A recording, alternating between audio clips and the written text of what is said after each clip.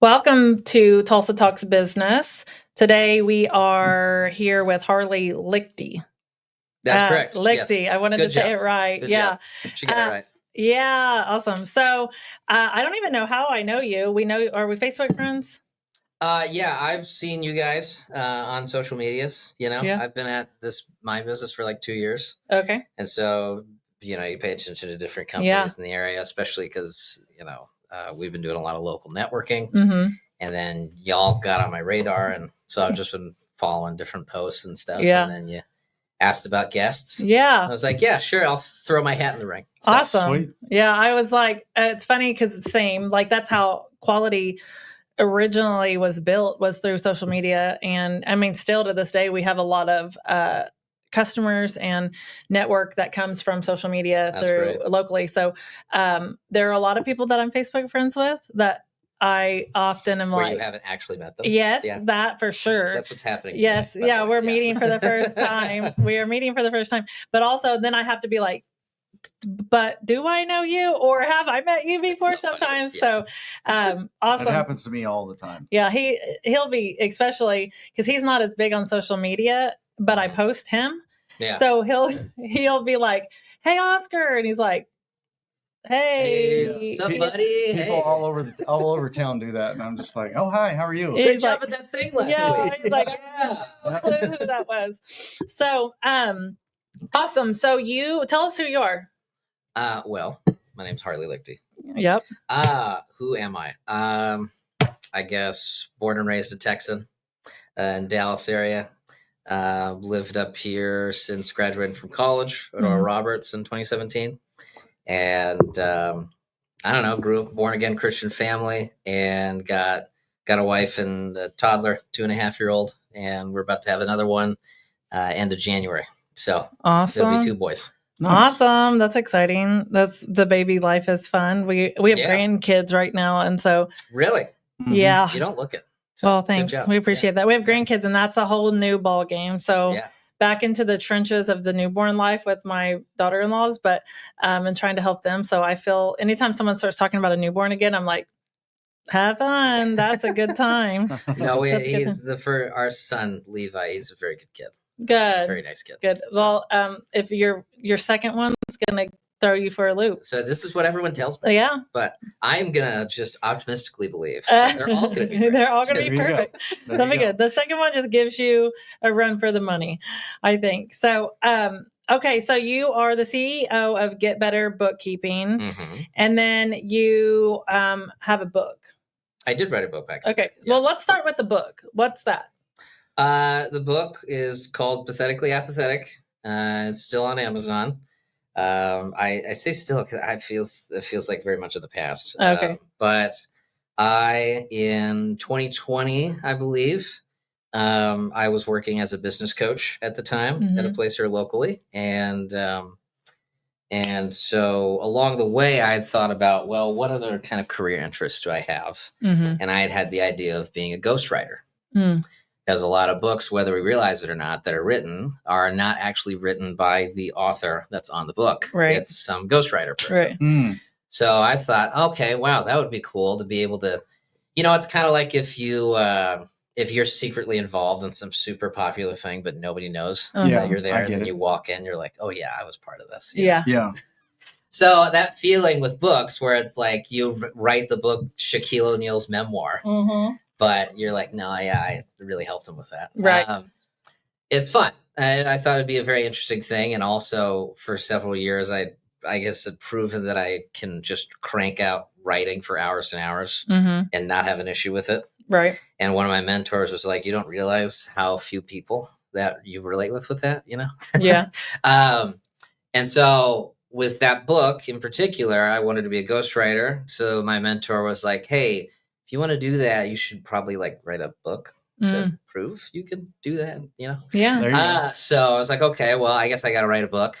And that topic, Pathetically Apathetic, is very much an observation of not only my journey through getting into almost the end of my 20s and where I've gone now, but also it's just kind of a cultural observation of hey, whether we realize it or not, there's a lot of people that want to do things and accomplish things in their lives and have some fantastic future.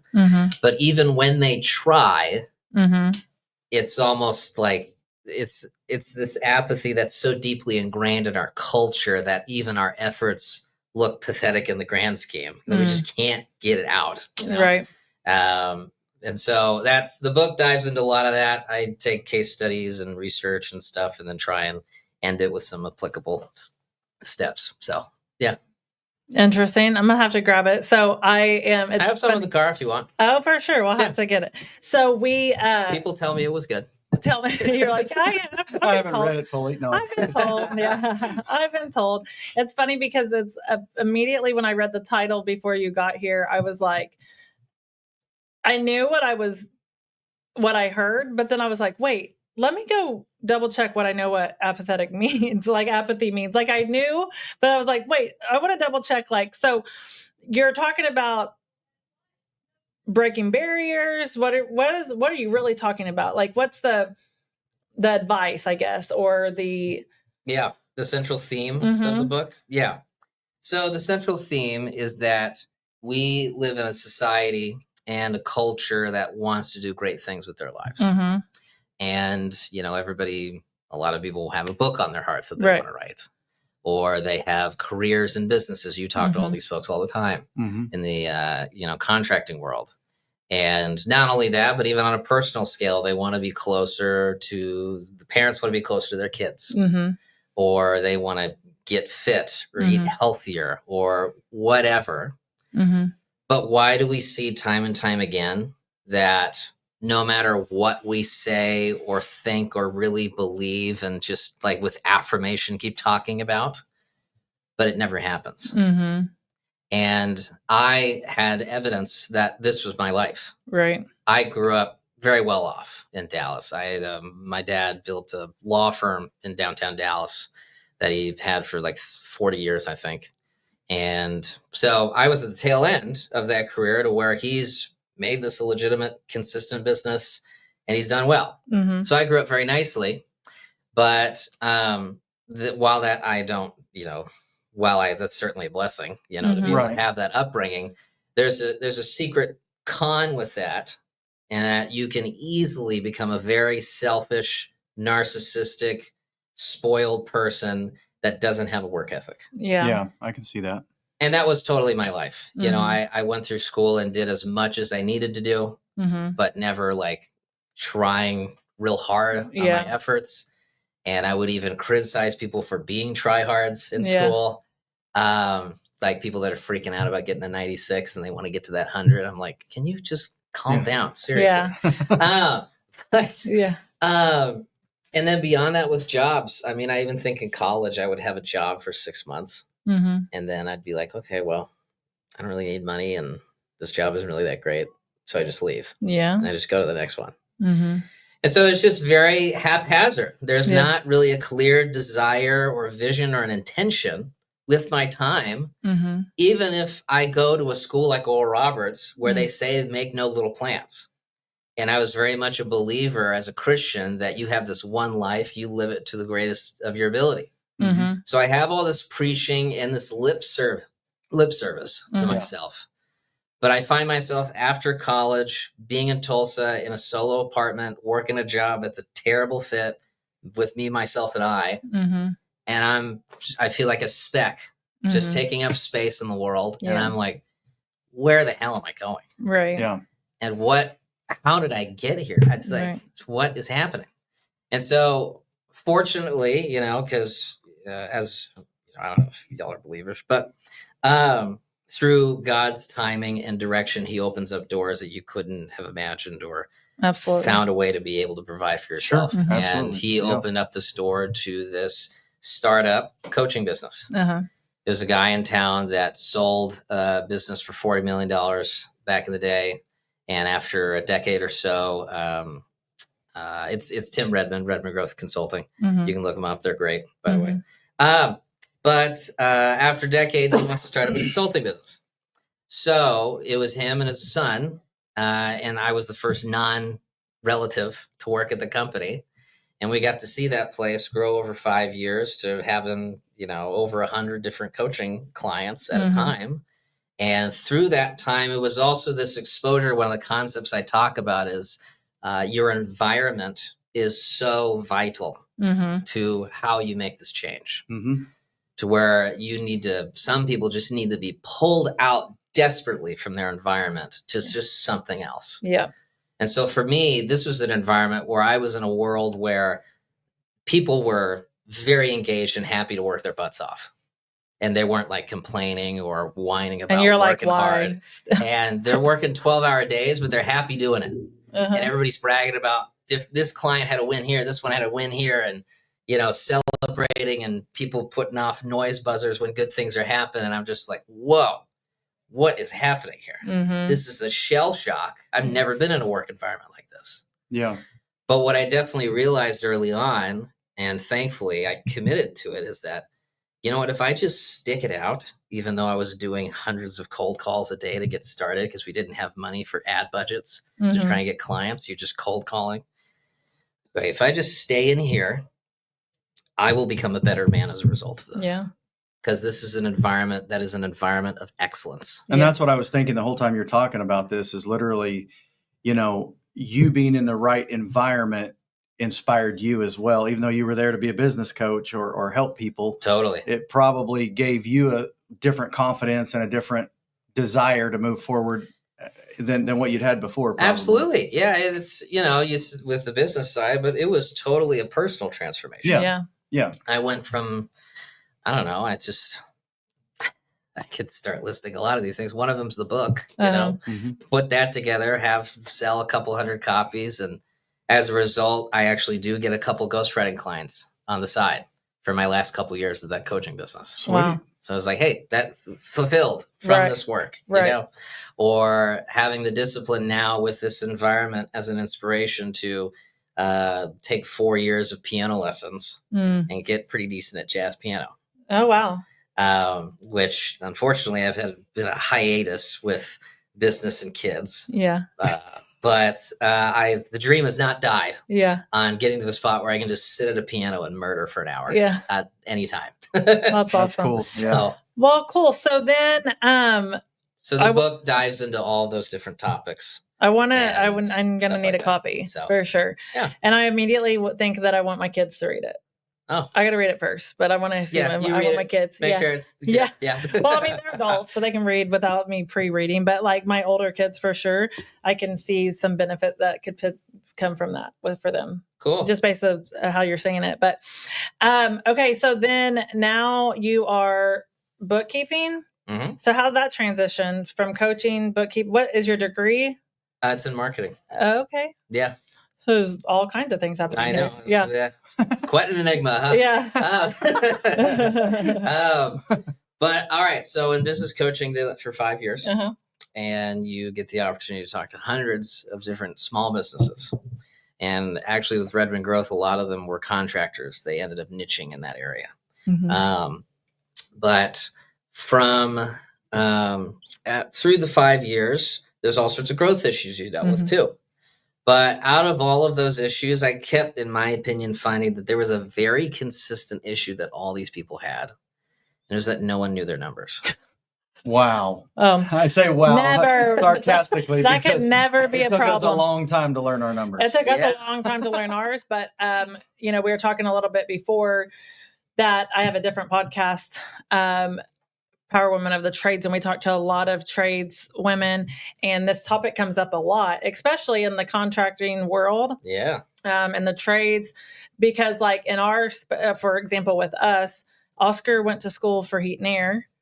I went to school to be a dental assistant. Okay. The end. Nobody taught us how to no one taught us how to run a business. Fix things, but nobody taught us how to run a business. And unfortunately, even like I came from a business degree, marketing. They don't teach you how to run a small business. Right. This is all very esoteric topics about being in a corporate world. Right. But we definitely didn't know anything about accounting, and we were winging it. Still, every once in a while, we have a CFO now, and she'll be like, well, what have you done for this? And I'm like, LOL. What do you mean? We didn't. Yeah. So there's a lot of unknown in that space. And so when then in my opinion, most business owners are high functioning ADHDers. Like, you know, I have ADHD serious. I tell Oscar all the time, he does, and he's like, I don't want to hear it, but he does. We're high functioning, right? And so if we don't know something, we just don't do it. Yeah. So I would imagine that's a lot of your customers. Ignorance is bliss. Yeah, right. Yeah. So if we don't know accounting, we're just not going to do it, you know. And I bet that happens with a lot of your customers or clients now. And that's probably when people call Oscar and I for referrals or for guidance or mentorship, that would be the top 3 asked for item is how do we learn our numbers? Yeah. How do we help? How do we figure this out? Well, you know, what's really unfortunate is, you know, most people would say, oh, well, an accountant is supposed to teach you this stuff, right? Mm-hmm. But what I kept finding time and time again is most of these people have accountants. Mm-hmm. But what's the theme? They're not available. Mm-hmm. So they're just tough to communicate with because they have too much work or something. And then even when you do get a meeting to talk with them, maybe it's helpful, but most of the time it's really just helpful in the tax lens. Yeah. Right. Of like, hey, here's what you do with this tax liability thing and stuff. Yeah. Like, okay. Not the day-to-day. Right. Right. Right. And, you know, at the very least, that's actually helpful because I can't tell you, there's at least a handful of cases of people that work with us where they just like the fact that we don't make them feel dumb. Yeah. And it's sad that it's true. Yeah. But these accountants, they go and get this degree and the certification that only a few people have, and they get on this high horse Mm-hmm. and talk down to people Mm-hmm. when there's no understanding of like, how else are they going to know this stuff? Right. Right. Because you're right. Nobody teaches this stuff. And so, you know, and then like you say, unfortunately, the accountants, they don't get into the weeds about like, well, how do you make your materials more profitable on your pricing? Mm-hmm. Or, hey, wait, how do you measure whether you have your labor hours correctly for your efforts based upon how you're compensating people? Mm-hmm. Or like, hey, when's the trigger to get the next person on board? Mm-hmm. Those are all details they don't get into. And, you know, on top of that, too, you think, well, maybe the next step is a CFO.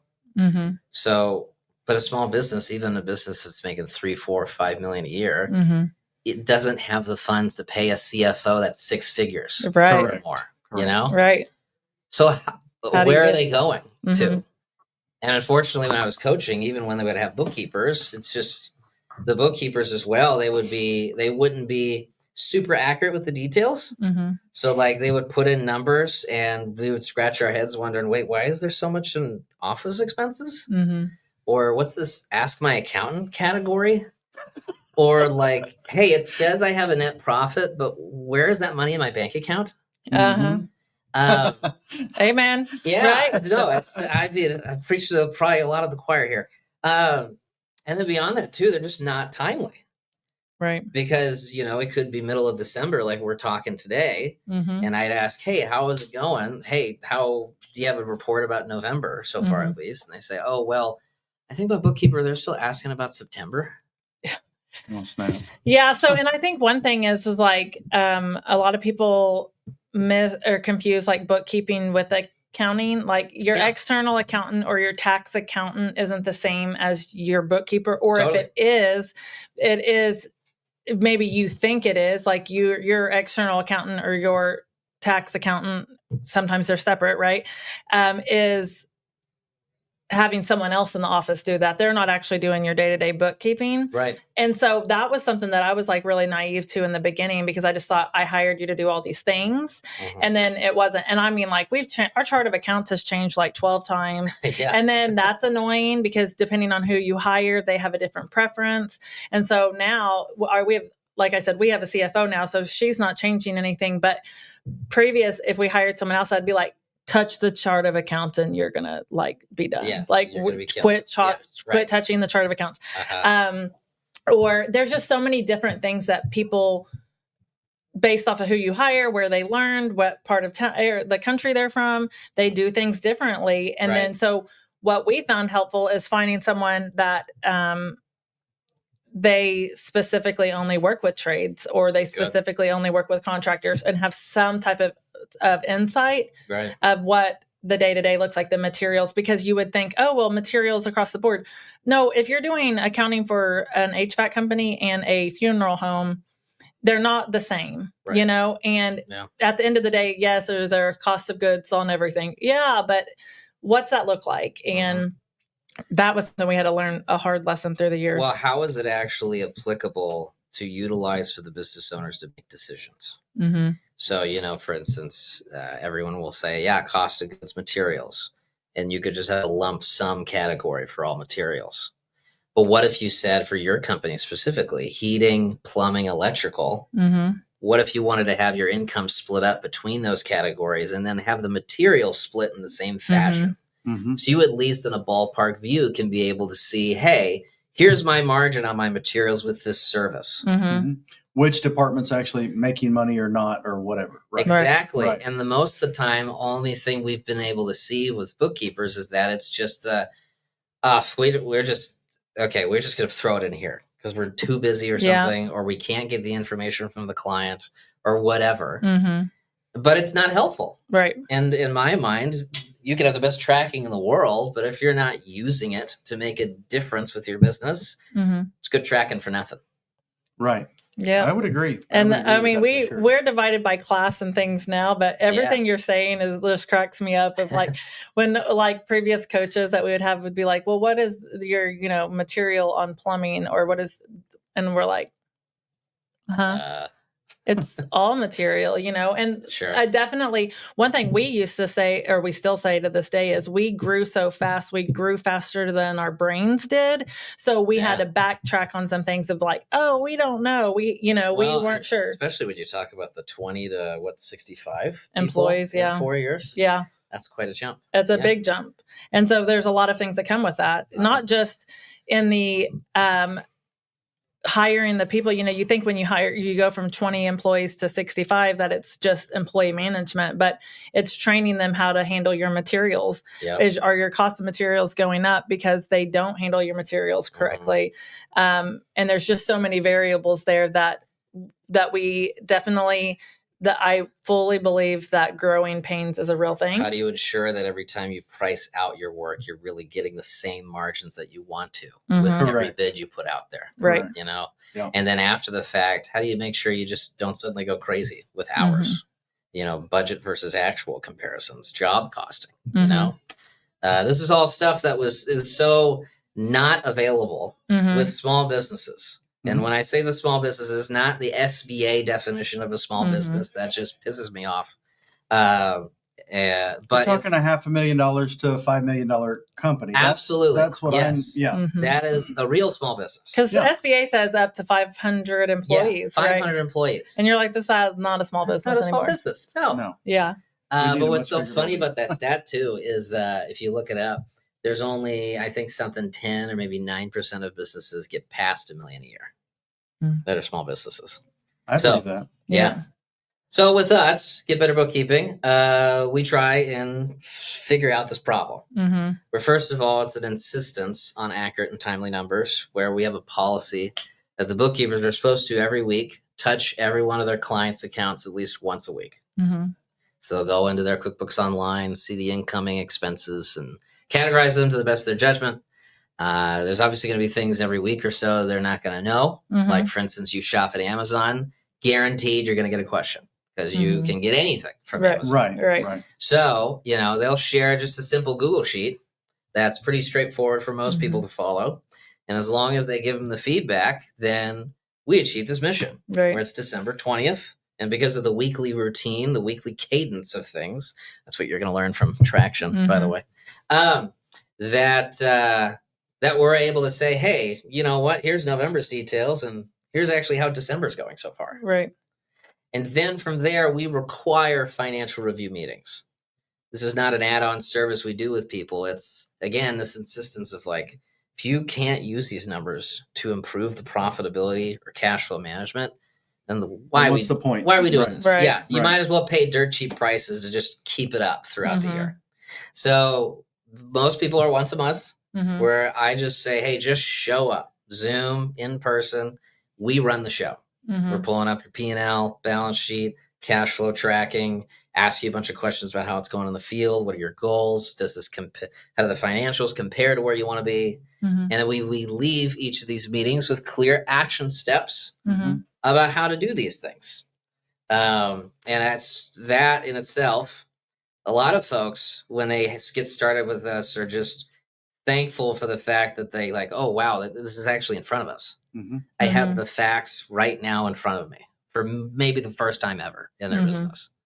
But then to go from that to already in just 2 years, plenty of case studies and testimonials of things that we've been able to just reveal to people and make shifts with has been, I don't know, very cool. As we started learning our numbers throughout the years, the good, bad, and the ugly, it always has a positive effect, even though you might get mad in a moment. The numbers. Yeah. Now we know what we have to do or what we're not doing or whatever. And it makes a huge difference weekly, daily, monthly, knowing the numbers. And so, and you think, well, you said ignorance is bliss. And so for a lot of people, they would just almost rather not know, but it's hard to not come out of meetings like what you're referring to, feeling empowered of like, man, maybe I didn't know, but now I do, and I can set a plan. And that's the only way you can continue to grow. So that's kind of the subtle detail in these meetings. And I now have another guy that helps me on doing these reviews with people. Is it's so important because numbers are a very emotional topic for people, and finances and cash flow. And so you can't just, if it's bad, you can't just sit there and be like, yeah, that's pretty bad, huh? What are you going to do about it? Yeah. Like, that's not helpful. You know? Right. So you got to make sure that you take the reality. You say, hey, yeah, this sucks.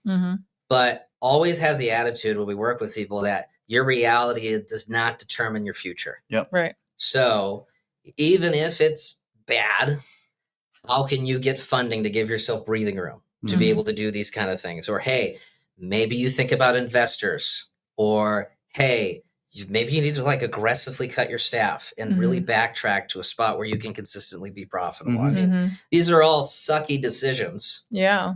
But look, if you don't want to be the stat and be part of the 50% of businesses that fail in 5 years, by the way, that's just failing. That doesn't mean they're like thriving. They're just surviving for 5 years, right. And you want to change that reality for yourself and do what you wanted to do at the beginning with your business. Yeah. It's going to require some tough decisions. It does. But what I've found has been relieving with us is, even though there are bad times, it's almost a relief to these folks that work with us that there's someone in there wrestling around with these issues with us. Yeah. And helping reveal to us some pathway no matter what happens. Yeah. So it doesn't matter what level you're at in business, especially as you start to learn your numbers and whether you're doing great or you're doing bad. Yeah. Those are the things that keep you up at night. And when you're doing good, you're like, how can I do better? When you're doing bad, you're like, okay, how can I do better? Yeah. It's always those things that you're thinking about of if you're trying to run a successful business. That's to me, that's what I'm always thinking about. Like I'm going to bed and I'm just like, okay, we're doing great, but I want to make sure we stay on this track, or we're doing horrible. And what do we got to do? You know, and there's some folks too, where part of what we try to do is make sure that they do celebrate progress. Yeah. Like there's some people where like, they just are never satisfied and they just, whether they work with us and it gets revealed or just over time, they're like, I can't just sit here and celebrate about something. Yeah. And I just think about a chiropractor that just met with my other guy recently. And yeah, he didn't grow the amount that he wanted to this year because sales were really a wrestling match for him. But he's still like, he was more profitable and still grew his sales this year from year 1 to year 2. So it's like, dude, I get it. You tried a lot of stuff with sales and it didn't work out, but you should know that you're still better than last year. Yeah. And I think so. It's like that never happens Chase, to us, right? Right? We never win, but still not really accept it. Yeah. We didn't win as much as we wanted to win. And so we're just like, but first of all, you're a very sarcastic guy. Yeah, he is for sure. But the first thing is everyone is chasing the dollar, the top line, and not the bottom line. And it's like, don't sacrifice profit over revenue. Totally. But that's what we're all going to do. right? Because we're chasing the top line number to be able to say that we did this much in revenue. That's the sexy number too. Right. You can brag about. That's the one you brag about. No one cares that, we did less revenue, but we're double digit profit, because that's not what we're bragging about. We're bragging about the top line. Right. And then,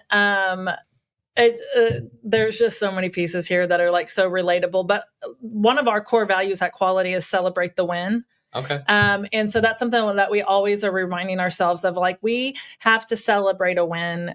Even if we feel like we're losing, or even if we didn't hit something, there's always something we won.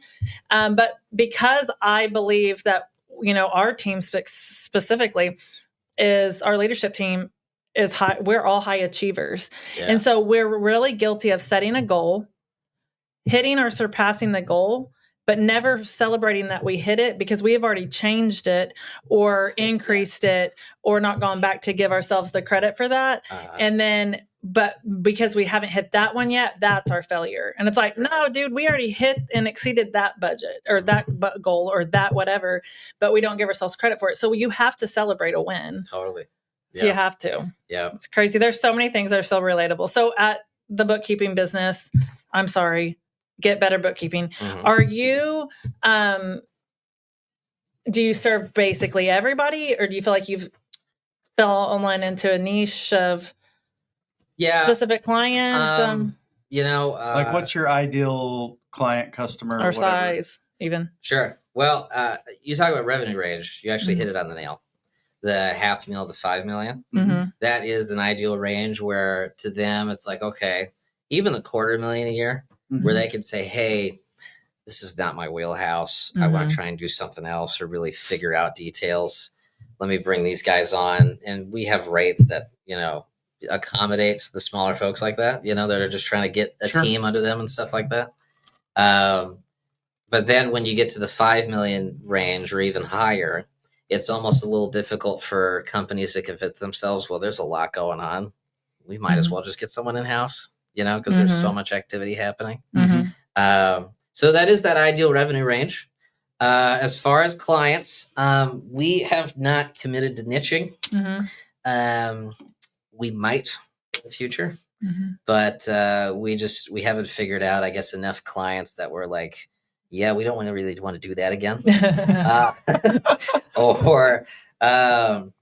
It's numbers for you guys, it's numbers at the end of the day. And business, whether I own a carpet laying business or a heat and air business or an embroidery business, at the end of the day, like you said, it's about knowing your numbers. Am I actually making money? What do I need to improve on here? Yeah, it still is a number at the end, but I think the more, like for us specifically, there's different businesses. It's hard if you don't have any clue about the space at all. No, it's true. Yeah, and so I think it wouldn't be surprising if we just finally say, okay, hey, we're going to niche with these kind of companies.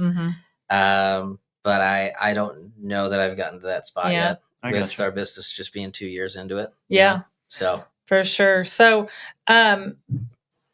what do you see the growth for your company in the next couple of years? What's the plan? Sure. Well, I'd say considering a lot of other small businesses and bookkeeping places specifically, thank God, I think we've actually done quite well. At the end of this year, we'll be getting into next year. We'll have 11 people on staff. And we'll serve about 85 sets of books that we're managing at a time. And so, but the trajectory from there is, okay, I'll do it this way. Because I just talked about in a networking group that a topic for them to get into next year is the book, The One Thing, Gary Keller. Good one, by the way. But The One Thing, it all talks about this big point of, hey, you could have all this stuff flying around about what you want to do, but hey, if you just laser focus on that one thing, that, man, you figure that out, it's a ripple effect of improvement everywhere else. So for the first year, it was, hey, can we just have a legit business, a foundation of some people on staff and a number of clients? And we figured that out. End of first year, we're at 50 companies and about 5 people on staff. So that's cool. And then the next year, I was like, okay, let's try and delegate some stuff I'm doing. I tried on the sales and it didn't work. But on the account management side, because when folks work with us, they work with two people. They have the bookkeeper that manages all the weeds and keeps things together, but they have an account manager that makes sure the relationship goes well and has these review meetings with people and wrestles with these issues.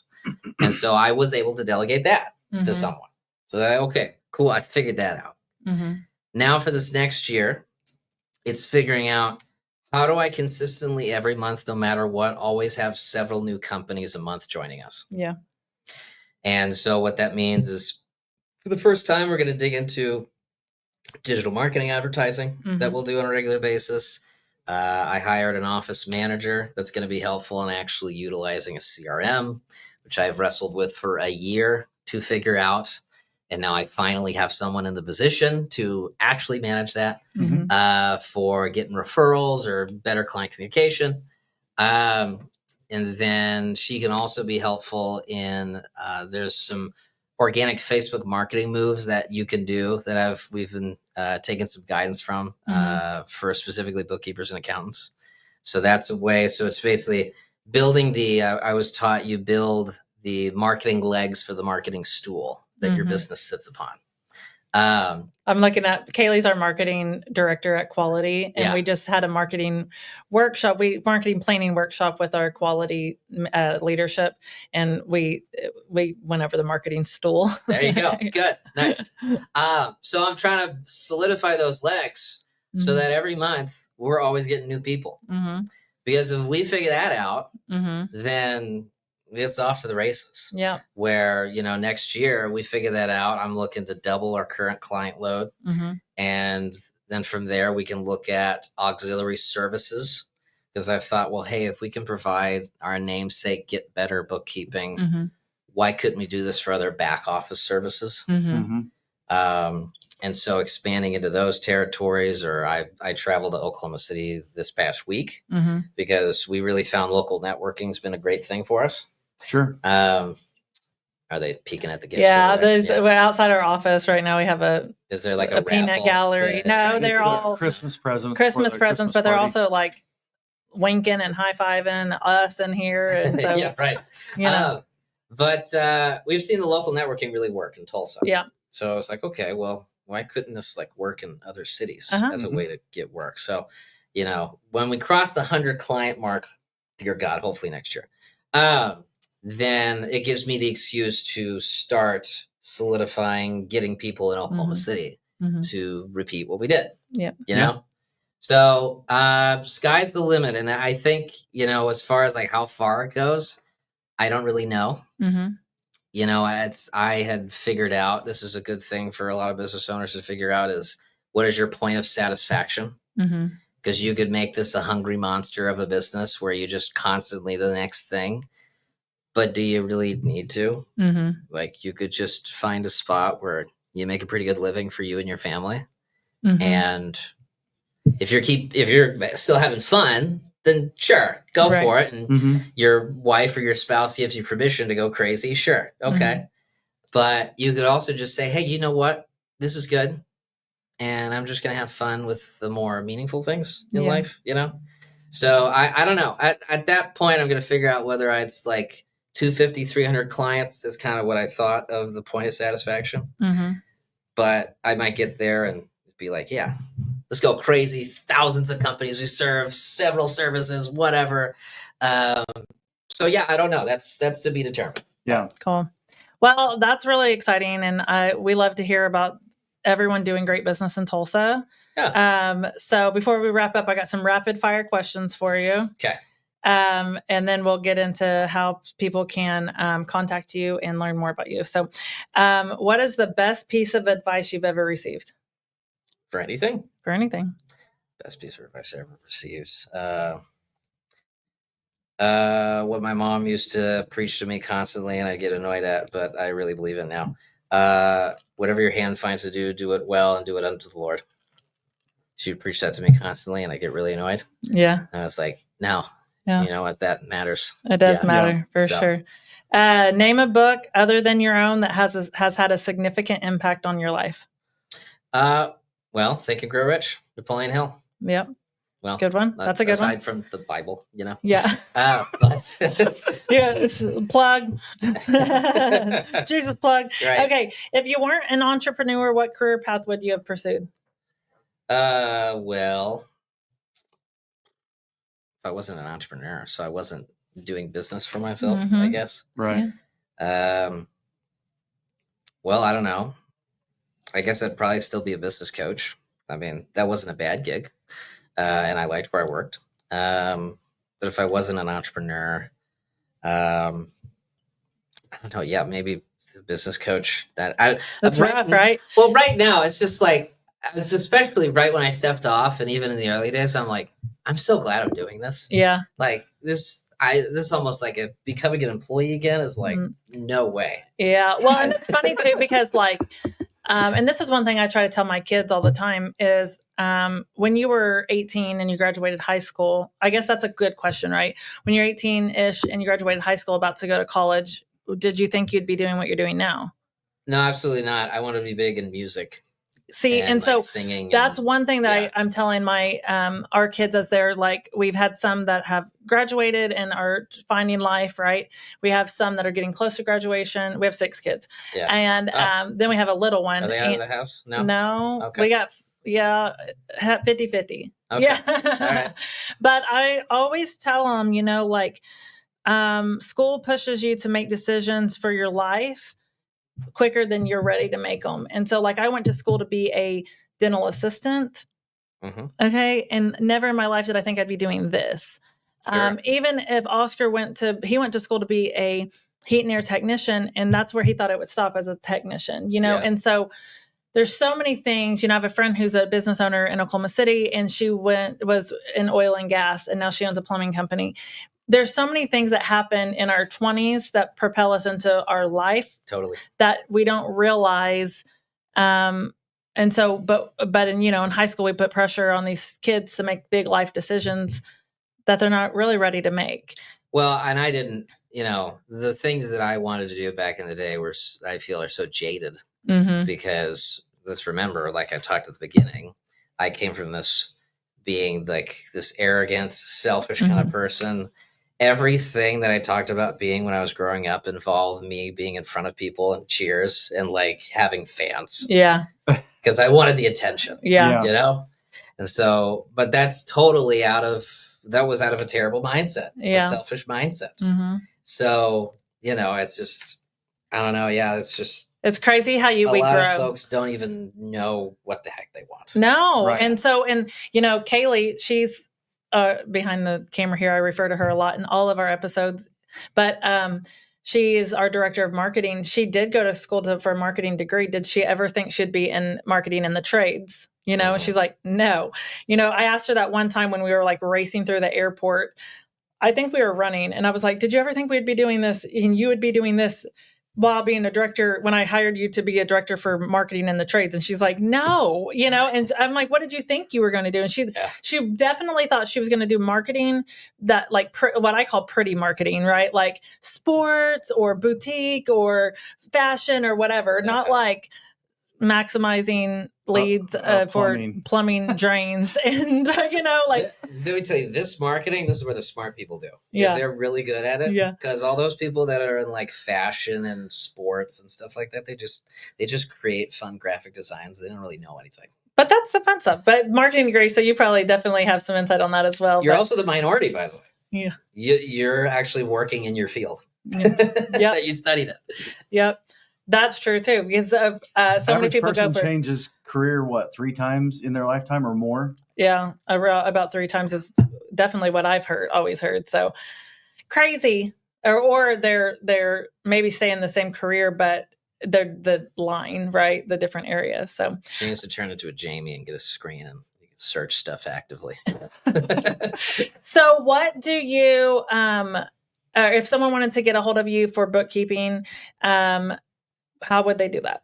Yeah. So you go to our website, Get Better Bookkeeping. You can search us online. We got a lot of great reviews, and we're also on social medias, Facebook, Instagram, giving content that we hope is helpful to people. But yeah, get a hold of us on our phone number, form with our website. as opposed to other accountants, we are always taking business, and we'd be happy to help anybody that feels lost with their financials in their business and help be that guide for them. So perfect. Awesome. Well, we'll make sure to include that in the show notes for anyone listening and on our socials. And we appreciate you stopping by and hanging out with us today. Yeah. Thanks for the invite. Thanks. Thank you.